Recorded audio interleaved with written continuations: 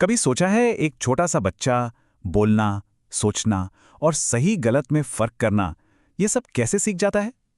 कमाल की बातें हैं ना? आज हम इन्हीं सवालों के जवाब ढूंढेंगे और इसके लिए हम चार ऐसे महान विचारकों के ब्लूप्रिंट्स को देखेंगे जिन्होंने हमें समझाया कि हमारा दिमाग, हमारा मन कैसे काम करता है। तो हम इन चार आर्किटेक्ट्स या कहें कि निर्माताओं की दुनिया में चलेंगे और देखेंगे कि सीखने की पूरी प्रक्रिया को उन्होंने कैसे समझाया है। आज के हमारे मुद्दे ये रहेंगे। देखिए, इन सभी महान विचारकों के काम के केंद्र में एक ही बड़ा सवाल था। वो सवाल ये था कि आखिर एक इंसान का दिमाग बचपन से लेकर बड़े होने तक विकसित कैसे होता है। तो चलिए शुरू करते हैं। हमारे पहले आर्किटेक्ट हैं भाषा के निर्माता नोम चॉम्स्की। इन्होंने एक ऐसा आइडिया दिया जिसने भाषा सीखने के बारे में हमारी पूरी सोच ही बदल दी। चॉम्स्की ने कहा कि हम सब, मतलब हर इंसान, भाषा सीखने की एक पैदाइशी काबिलियत के साथ जन्म लेता है। उनके मुताबिक हमारे दिमाग में एक तरह का, कह सकते हैं, लैंग्वेज एक्विजिशन डिवाइस या एलएडी फिट होता है, और यही डिवाइस हमें किसी भी भाषा को इतनी आसानी से नेचुरली सीखने में मदद करता है। और इसी से जुड़ा एक और बहुत ही दिलचस्प आइडिया है यूनिवर्सल ग्रामर का। इसका मतलब क्या है? मतलब ये कि दुनिया की सारी भाषाएं, चाहे वो कोई भी हो, उनके अंदर एक कॉमन स्ट्रक्चर होता है, कुछ बुनियादी नियम होते हैं, और ये नियम हमारे दिमाग में पहले से ही प्रोग्राम्ड हैं। तभी तो छोटे बच्चे बिना किसी ग्रामर क्लास के अपनी भाषा के मुश्किल से मुश्किल नियम भी इतनी तेजी से सीख जाते हैं। अच्छा, तो भाषा के बात तो हो गई। अब भाषा से आगे बढ़ते हैं और देखते हैं कि हमारी सोच कैसे बनती है। और यहाँ हमारी मुलाकात होती है जीन पियाजे से, जिन्हें हम मन का ब्लूप्रिंट बनाने वाला कह सकते हैं। उनका मानना था कि बच्चे अपने ज्ञान को खुद बनाते हैं। पियाजे के लिए सीखना बस चुपचाप बैठकर जानकारी लेना नहीं था। नहीं, उन्होंने कहा कि बच्चे तो नन्हे वैज्ञानिक जैसे होते हैं। वो लगातार दुनिया के साथ एक्सपेरिमेंट करते हैं और अपने अनुभव से अपनी समझ, अपने सिद्धांत बनाते हैं। तो सवाल उठता है कि ये जो सारी जानकारी बच्चे इकट्ठा कर रहे हैं, उसे वो अपने दिमाग में ऑर्गेनाइज कैसे करते हैं?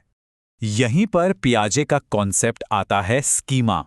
स्कीमा को आप ऐसे समझ सकते हैं कि ये हमारे दिमाग में जानकारी के छोटे छोटे पैकेट हैं, या यूं कहें कि ये एक तरह के मेंटल फाइलिंग कैबिनेट है, जहां हम हर नई जानकारी को सही जगह पर फाइल करते जाते हैं।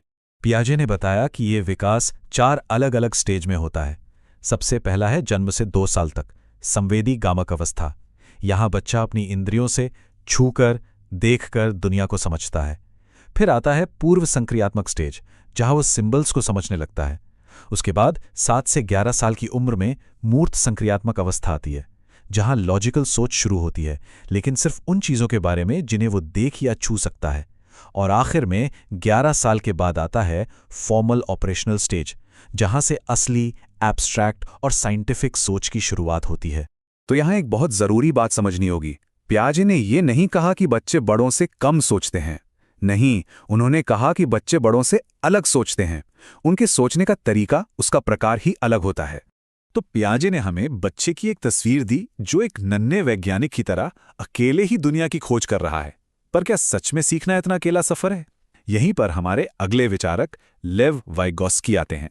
उनका कहना था कि नहीं, हम अकेले नहीं बल्कि एक साथ दूसरों की मदद से सीखते हैं। वाइगोत्स्की का जो मूल आइडिया था वो ये था कि हमारा दिमागी विकास एक सोशल प्रोसेस है। मतलब हम अपने समाज और अपनी संस्कृति से बातचीत करके सीखते हैं। ये पियाजे के आइडिया से थोड़ा अलग है, जहां बच्चा खुद ही ज्ञान बना रहा था। वाइगोत्स्की के लिए समाज और दूसरे लोग बहुत जरूरी हैं।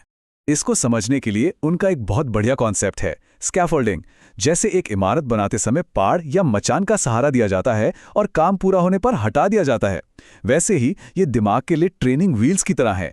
ये वो टेम्पररी मदद है जो कोई टीचर या बड़ा किसी बच्चे को कोई नई चीज सीखने में देता है।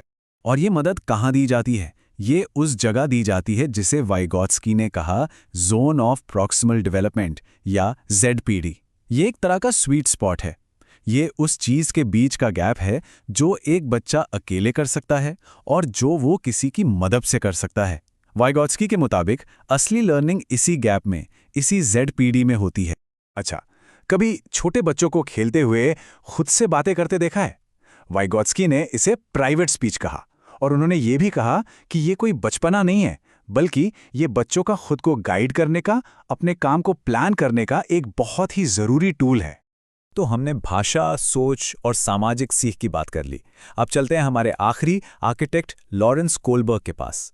इन्होंने हमें ये समझाया कि हम सही और गलत का फैसला करना कैसे सीखते हैं, मतलब हमारी नैतिकता कैसे विकसित होती है। कोहलबर्ग ने बताया कि हमारी नैतिकता 3 लेवल से होकर गुजरती है। पहला है प्री कन्वेंशनल लेवल। यहाँ बच्चे सही गलत का फैसला सजा से बचने या इनाम पाने के आधार पर करते हैं। दूसरा है कन्वेंशनल लेवल, जब हम समाज के नियमों को मानने लगते हैं ताकि लोग हमें अच्छा समझें। और तीसरा और सबसे ऊंचा लेवल है पोस्ट कन्वेंशनल। यहाँ इंसान अपने खुद के बनाए हुए नैतिक सिद्धांतों पर चलता है, जैसे कि न्याय और बराबरी। पहले स्टेज को अगर और करीब से देखें, जिसे पनिशमेंट और ओबीडियंस कहते हैं, तो यहाँ एक बच्चा नियम इसलिए मानता है क्योंकि उसे सजा का डर है। बस उसके लिए सही गलत का मतलब सिर्फ सजा और आज्ञा मानना है। तो हमने इन सभी विचारकों को समझ लिया। अब अगर इन सारे आइडियाज को एक साथ मिला दें तो असल दुनिया में, जैसे क्लासरूम में, सीखने का माहौल कैसा होना चाहिए?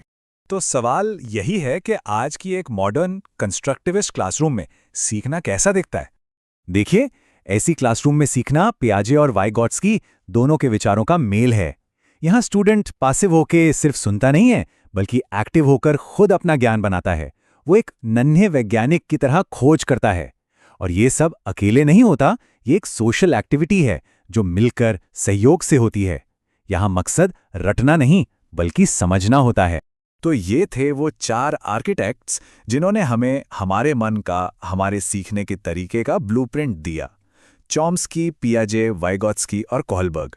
अब ये ब्लूप्रिंट्स तो हमारे सामने हैं। सवाल ये है कि हम सब मिलकर इनसे क्या बनाएंगे।